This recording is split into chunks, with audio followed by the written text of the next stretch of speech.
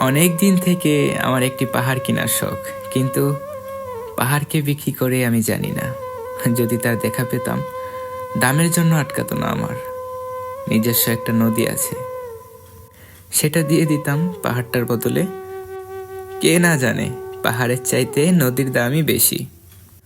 পাহাড় স্থানু, নদী বহমান, তবুও আমি নদীর বদলে পাহাড়টাই কিনতাম, কারণ আমি ঠকতে চাই।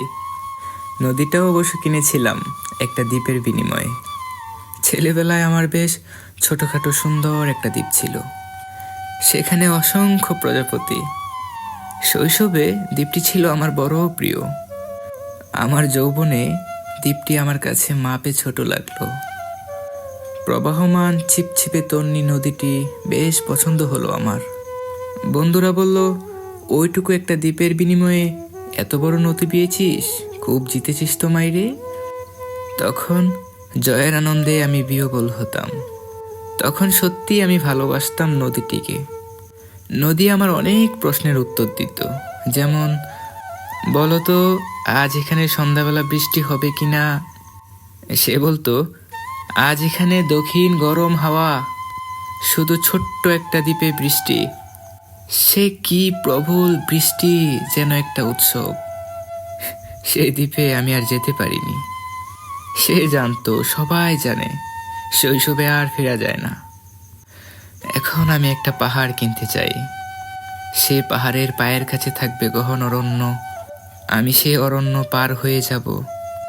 তারপর শুধু রুক্ষ কঠিন পাহাড়, একেবারে চূড়ায় মাথার খুব কাছে আকাশ, নিচে বিপুলা পৃথিবী, চড়াচড়ে তীব্র নির্জনতা।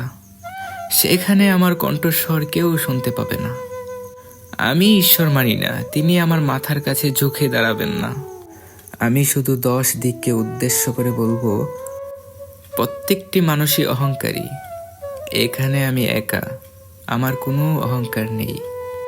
এখানে জয়ী হওয়ার বদলে ক্ষমা চাইতে ভালো লাগে।